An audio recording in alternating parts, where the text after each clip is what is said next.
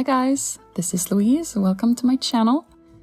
It's time for another art experiment, and this is one I've been wanting to do for a long time because it's something I've been wondering about ever since I started painting with watercolors. And that is, how much does paint quality matter? Can you learn and produce good work with cheaper paints? Or would that be a waste? And at what point is it a good idea to invest in more expensive professional grade paints? Well, let's find out.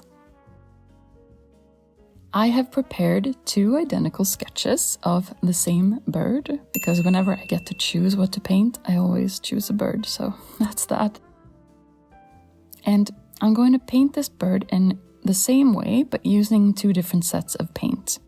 The first one is the very first set of watercolors that I purchased, which is the Winsor & Newton Cotman watercolors.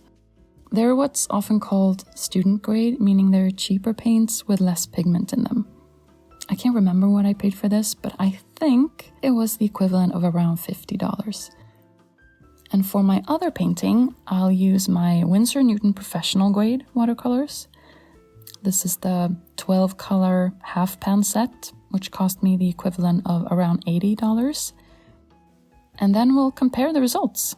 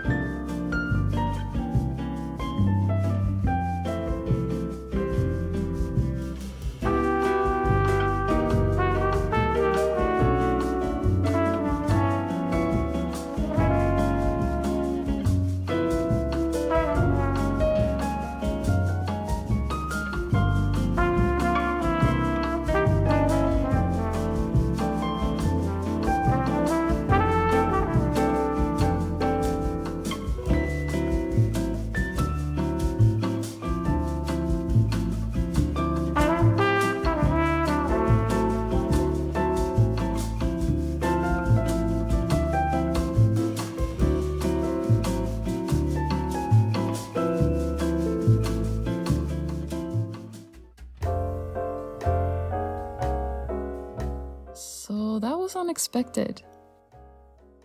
I didn't really notice a big difference in paint behavior as I painted. I felt the colors came out pretty much the same in vibrancy and consistency. In some cases, I even preferred the Cotmans over the professionals. Let's look at the finished paintings side by side. You know, I couldn't have guessed which one is the cheaper one. I might even have guessed wrong. The only cases where I did notice a bit more of a punch was in the ultramarine, but only as I applied it. Dried and side by side like this, I don't really notice the difference.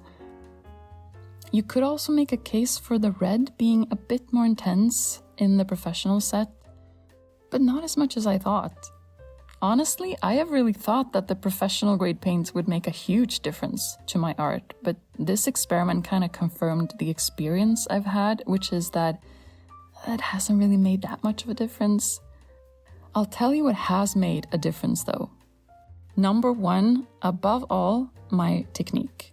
I had thought that my earlier paintings looked bad because of the paints I used, but no, it was me. I was a beginner painter and I didn't know how to utilize the stuff that I had.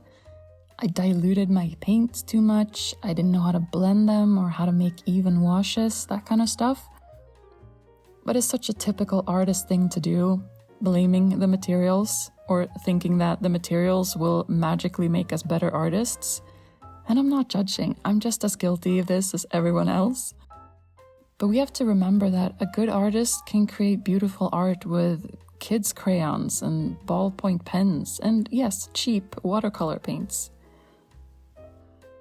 The second thing that has made a huge difference to my art is paper. And if there is one thing that you should spend money on, even as a beginner, it's good quality watercolor paper. I can't stress this enough. Not only will your art look better, but most importantly, you won't be self-sabotaging by having your paper buckling all over the place and tearing and being damaged when you try to fix mistakes, for example. Those things will really affect the way you learn and the way you paint.